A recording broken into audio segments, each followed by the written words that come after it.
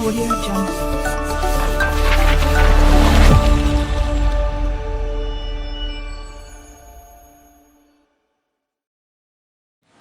Alhamdulillahilladzi an'ama lana nikmatal iman wal Islam. Asyhadu an la ilaha illallah wahdahu la syarika lah wa asyhadu anna Muhammadan abduhu wa rasuluhu. Wassalatu wassalamu ala rasulillah wa ala alihi wa sahbihi wa man wala. Wallahu ta'ala min al-ghaib.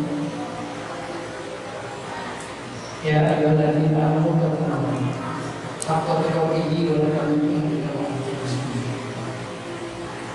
Apa jamaah salat Isya dan surat tarawih masjid Baitul Qudus yang dirahmati Allah. Segala puji adalah milik Allah yang telah memberikan nikmat kepada hamba-Nya pada bulan suci Ramadan ini dengan berbagai kebaikan-kebaikan, atau dalam bahasa Indonesia oleh para ulama dan raya kebaikan. Karena itu bulan Ramadan itu disebutkan dengan bulan baru, yaitu dengan kebaikan-kebaikan. Rasulullah SAW bersabda menyebutkan man kulima khairuha fa'alkulima. Barang siapa yang pada bulan suci Ramadan terhalang untuk melakukan kebaikan, maka sesungguhnya dia akan terhalang dari kebaikan itu selama-lamanya.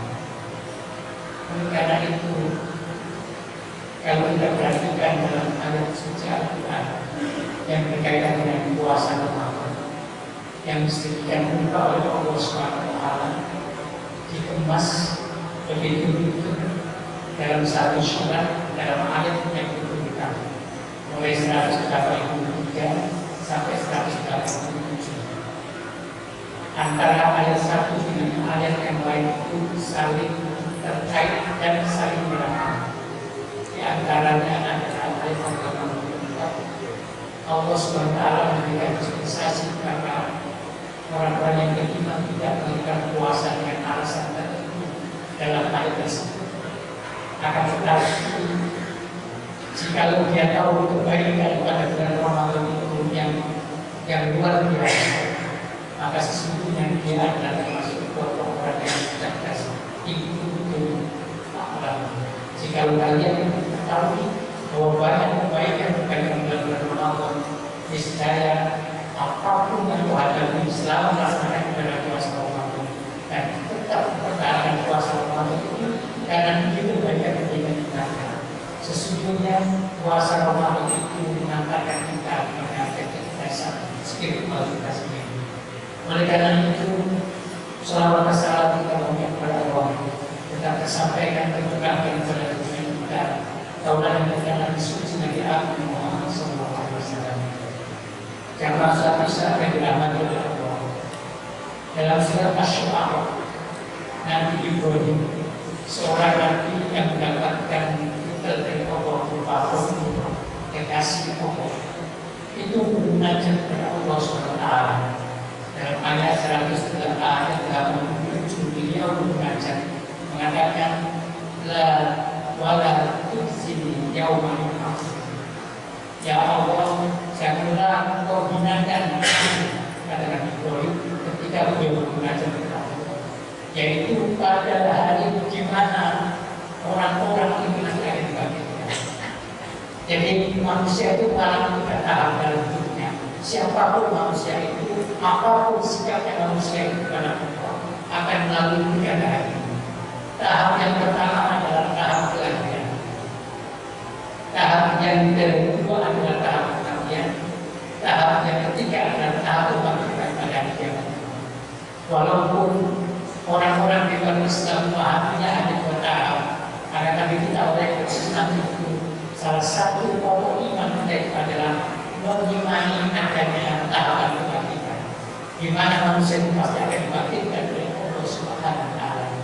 Mulai dari Nabi Adam sampai Nabi Zakaria, kemudian Nabi Yahya, kemudian Nabi Isa, bahkan Nabi kita Muhammad SAW senantiasa minta kepada Allah SWT untuk diselamatkan ke dalam tahapan-tahapan kehidupan ini, yaitu diselamatkan ketika dalam tahapan kelahiran, diselamatkan dalam tahapan kematian, dan diselamatkan dalam tahapan kebangkitan. Sebagaimana dalam Al-Quran disebutkan dalam surat Maryam, Salamun alaihi yauma wulida wa yauma yamutu wa yauma yub'atsu. Selamat atas Nabi Yahya yang dimana diberi keselamatan ketika dilahirkan dan ketika dimatikan serta ketika dibangkitkan pada hari kebangkitan. Nabi kita Nabi Muhammad SAW juga mengajarkan doa itu kepada kita semuanya. Doa setelah sholat maghrib Rasulullah mengajarkan kepada kita, yaitu membaca ini ada perkara yauma tab'ats. Doa itu sangat singkat sekali, tetapi doa ini dapat ditinggalkan oleh Rasulullah SAW dari Hafsah, istri beliau. Rasulullah itu senantiasa tidak pernah meninggalkan doa, yaitu Rabbi ini, ya Allah jauhkanlah aku ada bahkan dari aku yauma tub'atsu ibadah, di mana engkau membangkitkan hamba muslim. Dan doa ini pun diajarkan Rasulullah SAW ketika beliau akan hidup, ketika beliau mendatangi tempat tidurnya, beliau mendoakan dalam keadaan suci, beliau mengajukan kepada kita membaca Allahumma Rabbi ada pada yauma tub'atsu ibadah. Mau kita coba ibadah, banyak doa yang diajarkan Rasulullah. Kenapa setiap Nabi selalu berdoa kepada Allah untuk diselamatkan hari kebangkitan? Dalam ayat selanjutnya, ayat 88 surah Asy-Syu'ara katakan, hari kebangkitan nanti adalah yauma la yanfa', hari yang tidak ada kemanfaatan sama sekali. Malu wala banun, harta yang kita kumpulkan siang malam, kekayaan yang kita kumpulkan, duniawi yang kita bangga-banggakan, anak juga demikian yang kita jadikan investasi jangka panjang.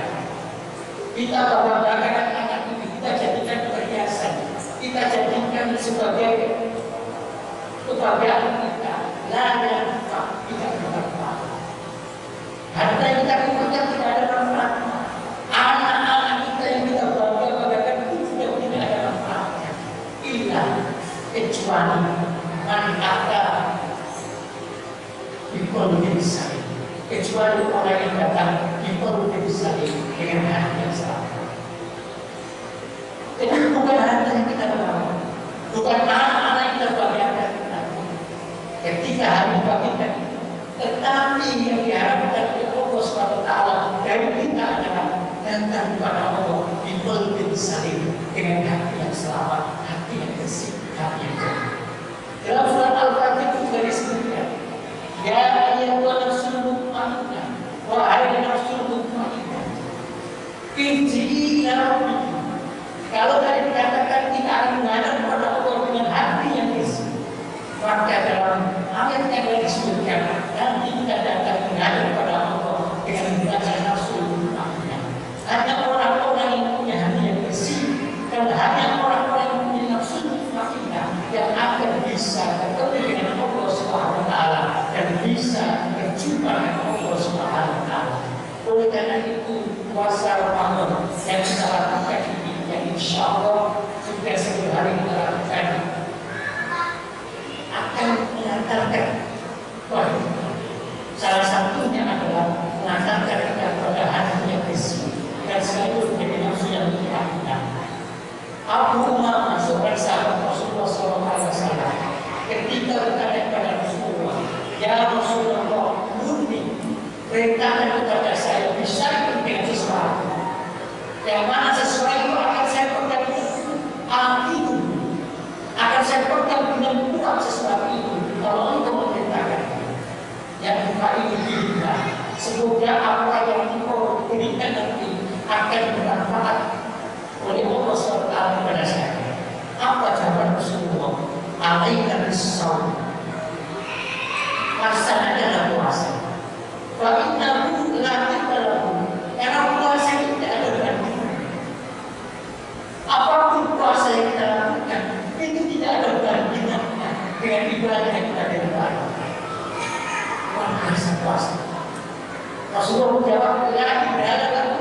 Tidak ada bandingannya puasa dibandingkan dengan ibadah yang lain. Bahkan para ulama itu menyebutkan salah satu kehebatan pada puasa adalah Islamul qulub, yaitu memperbaiki hati. Sehingga hati kita menjadi hati yang saling, hati yang jernih, hati yang bersih.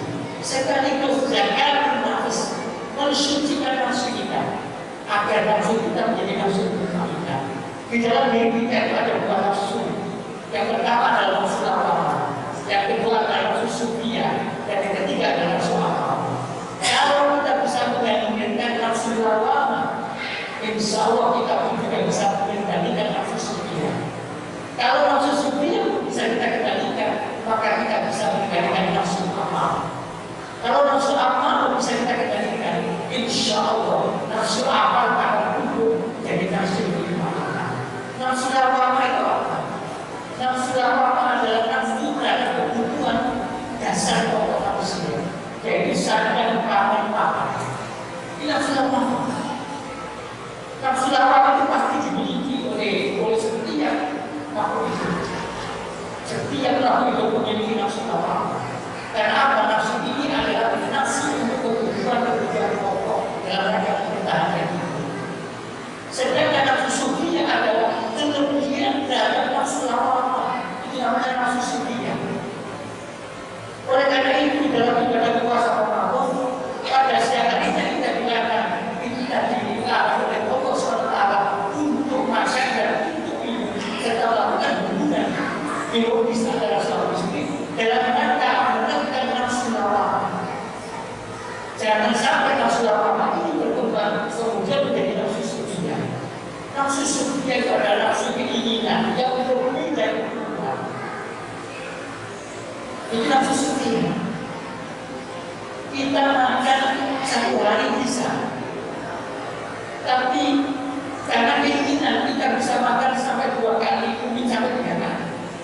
Mungkin kita makan seadanya, yang penting ada nasinya, kemudian kita bisa makan, yang penting bisa menegakkan tubuh. Itu nafsu lawamah. Tapi ketika kita harus memilih perlu makanan, itu sudah mengarah pada nafsu sufiah. Kalau kita butuh transportasi seadanya mungkin bisa, tetapi ketika kita memilih transportasi, kemudian transportasi yang lebih mahal berarti itu nafsu sufiah. Dan nafsu sufiah ini adalah karena kita tidak bisa mengendalikan nafsu lawamah. Kalau nafsu sufiah itu juga tidak bisa dikendalikan, maka cenderungnya kepada nafsu amal. Nafsu amal itu adalah nafsu yang berkecenderungan untuk berbuat kejelekan. Kenapa? Didorong dari nafsu amal tadi, sehingga menjadi nafsu sufiah, kemudian menjadi nafsu amal, cenderung berbuat kejahatan. Makanya dalam surah As-Saff disebutkan, wa nafsi wa masawaha falaha fujuruha wa taqwaha. Kecenderungan nafsu lawamah itu adalah berbuat keji. Jadi berbuat keji nafsu lawamah. Oleh karena itu dari ibadah puasa ditetapkan sedemikian rupa oleh Allah. Yaitu satu langkah yang pertama adalah qillatul kalam. Kita pada bulan puasa Ramadan adalah sedikit ta'awud berbicara. Kemudian kita ganti dengan pada tilawah Al-Quran. Kita ganti dengan berzikir kepada Allah Subhanahu wa taala. Kemudian yang kedua adalah qillatul ta'am, yaitu persedikit makan. Dalam Imam Al-Ghazali dan kitab kemudian menyebutkan bahwa salah satu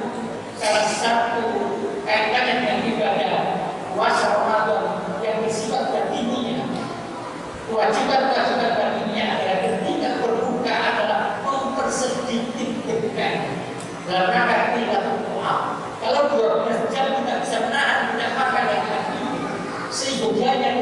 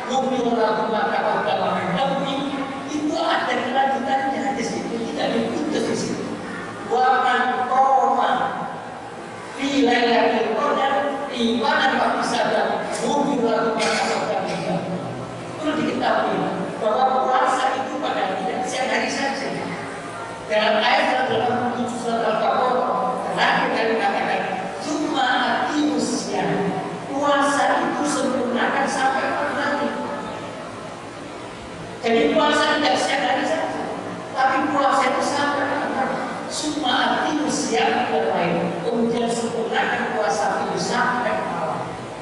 Ini sesuai dengan hadis. Hadis Nabi mengatakan barang siapa yang berpuasa pada bulan Ramadan ibadah sabat hubungan mata kopilan. Diteruskan waman koma, dan barang siapa yang melaksanakan sholat qiyam Ramadan ibadah sabat hubungan mata kopilan. Jadi antara puasa dengan sholat tarawih atau qiyam Ramadan adalah satu kesatuan yang tidak bisa dipisahkan. Ini tidak bisa dipisahkan. Seandainya kita melaksanakan puasa Ramadan, tetapi kita tidak melaksanakan qiyam Ramadan, mungkin puasanya sah secara fikih, tapi secara spiritualitas puasanya sesungguhnya tidak ada nilainya dari Allah Subhanahu wa taala. Karena mengatakan waman qoma, ada waktu di sana namanya waktu aktor, ilmu nasabah nyambung. Waman soma, waman qoma, barang siapa yang berpuasa dilanjutkan, barang siapa yang melaksanakan sholat qiyam Ramadan, maka kedua-duanya akan memberikan jaminan mungkin lalu mata kita. Kemudian yang keempat adalah tidak positif, sedikitnya pergaulan dengan orang banyak. Dikurangi pergaulan dengan orang banyak dengan diganti dengan kajian-kajian. Pada bulan Ramadan itu dibuka kajian. Dan yang paling pokok sunnah adalah aklul kalam, yaitu memakan orang yang kalah. Dalam ayat Al-Quran Allah mengatakan Rasulullah SAW diperintah oleh Allah untuk makan makanan yang tertiba yang halal dan juga dalam rangka apa? Untuk meningkatkan keimanan kita kepada Allah SWT. Makanan itu faktor penentu ibadah kita itu bisa berlangsung atau tidak berlangsung. Itu semuanya ditentukan oleh makanan. Makanya kita dilatih oleh Allah SWT selama 1 bulan untuk mengerek dalam bidang makanan dan minuman serta hubungan suami istri. Karena ini adalah kunci utama suksesnya kita bertauhid kepada Allah Subhanahu wa taala. Itulah yang bisa saya sampaikan. Mudah-mudahan ada kita dan tempatnya sallallahu alaihi wasallam. Wa nafa'ani wa iyyakum bima fihi wa yadzakum hadis wa taqabbalallahu minna wa minkum innahu huwal ghafurur rahim.